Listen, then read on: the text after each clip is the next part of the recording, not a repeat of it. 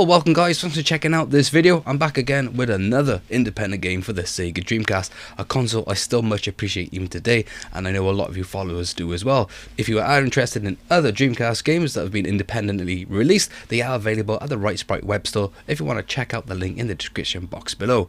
And as about over 90% of my viewers are not even subscribed to the channel, you perhaps even not know that the Sega Dreamcast is still actually getting games today. And if you think about it, the console itself is still really good for independent developers and actual publishers, because people still have the hardware out there and people can actually make physical media for an older generation console. And that's mostly because Sega are just like, yeah, just go on, crack on, make a couple of games, it's no problem. And it's been like that for over about almost 20 years now. I'll have to apologise because if my voice is a bit crackly or a bit mumbled, that was because I got a bit of that cold that's going around. And no, it's not that C word. No, not even that C word. So let's have a look now at this new release of Alicesisters, and this is basically brand new. This was released about a week ago in an NTSC-J format and also a USA. Basically the game is region free, doesn't matter, but the cosmetics are different. This one is the brand new PAL edition, and this game actually acts as a sequel to Alice Mum's Rescue, a game that I actually never managed to pick up or even test myself. A lot of people has been saying that game as a platformer is pretty solid experience. Now, I did actually communicate with Orion, that is the company that actually developed the game.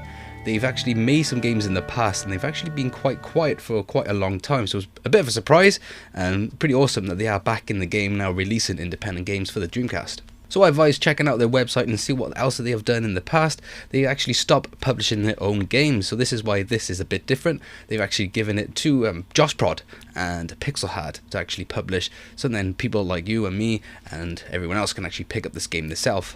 So if you are interested in this product, at the end of this video you will find the purchase link in the description box below. Limited numbers are supplied at Right Sprite web store, but I will actually put a pre-order up back then, and deliveries doesn't actually take that long because it's only from France coming into the UK. So hit that like, hit that subscribe, and let's get into a bit of an unboxing and what you get with the purchase, and I head into a little bit of review so you guys get a better understanding of what you're actually getting. So this has got me pretty hooked. You can collect pins with every order.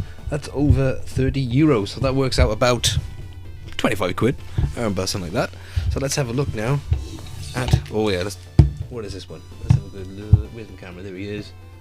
What is it? It's called number 10 Common Tanuki Go. So that's that. And here is the game. Check it out. I do love the little additions they put on their actual games. They do a smashing job. Pixelheart. I don't want to get rid of that sticker now, but let's open it up. Easily. Here we go. So this is not the first game that I've actually reviewed by Pixelheart. I have done a couple in the past if you want to check out those videos. So this is the Alicesisters case. So this is the PAL edition. This is only just available. Alicesisters. So let's have a look at the back. So it's actually a 2-player game. You got 28 levels.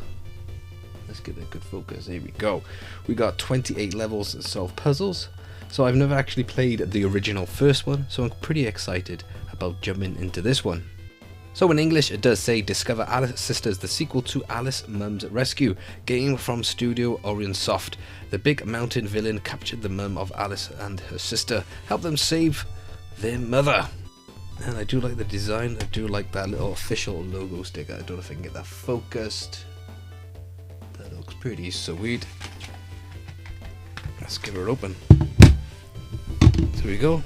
Professionally printed as always. None of these CDR rips. Again, if you don't know, all these discs are made from a mil CD format, so these will work on any Dreamcast apart from one certain model that was very rarely produced, so I wouldn't fret about if you got the right model or not. But here with Alicesisters it is region free, and yeah, very professional done. I do like the print job, and again we have the certificate of authenticity. Always struggle with that word, authenticity. So there's a limited to 3,000 copies of this game. We got our signature there, founder of Pixelheart, game produced by joshprod and the Pixelheart. So they teamed up to bring this for us, which is a pretty nice job. Then have a quick look here. Nice. And here's the manual. all color printed like we used to have back in the day. Is this one French? No, it's all in English. Yeah. And I'm very happy to actually work with this company because how professional they actually do their prints. Basic instructions.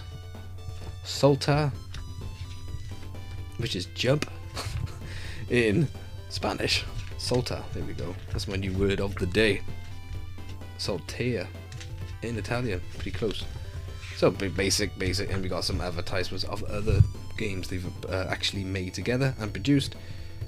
And published, shall I say. So we got the original there, Alice Mum's Rescue. I haven't checked any of these other games out. Something I would like to try and do. Because now I'm pretty hooked in the Dreamcast indie scene.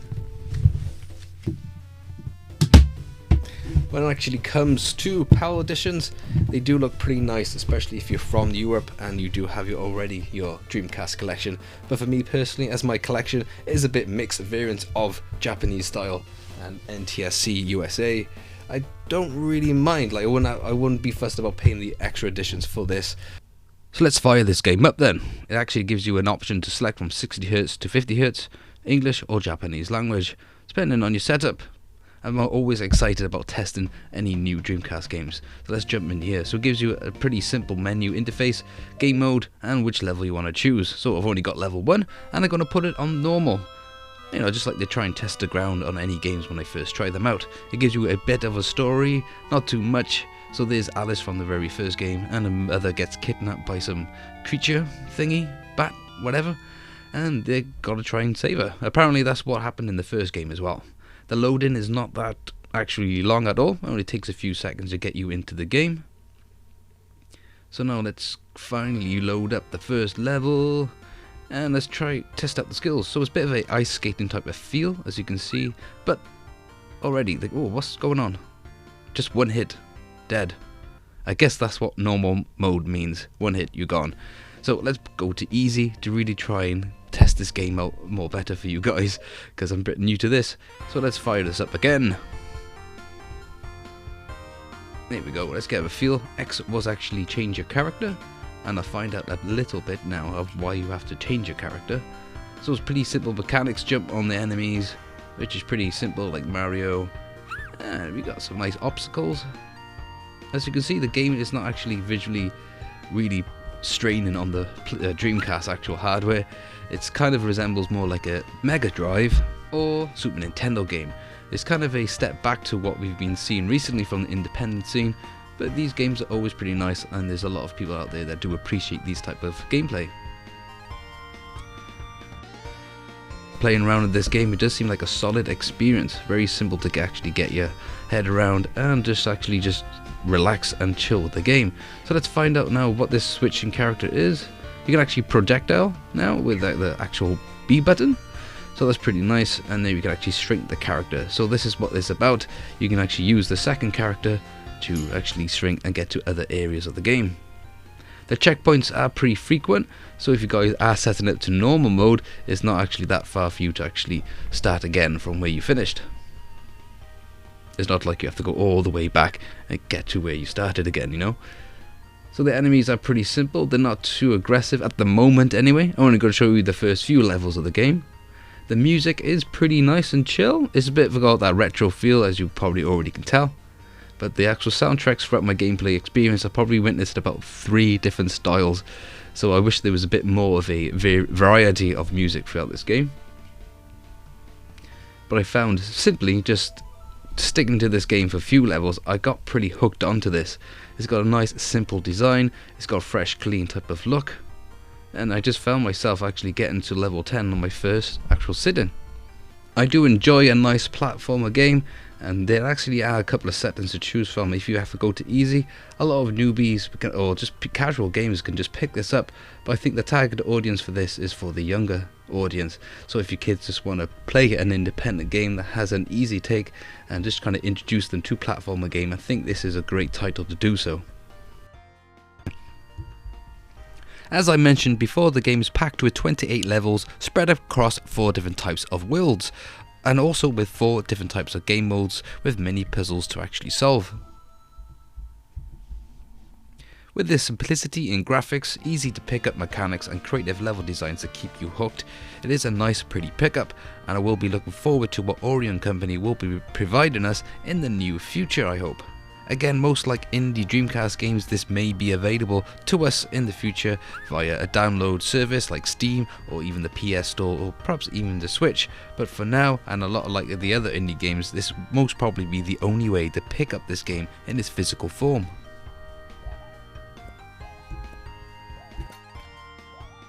So thanks for watching, and if you enjoyed this video, hit that like button. If you want to help support this channel, click subscribe and leave a comments below, and I'll catch you lot on the next video.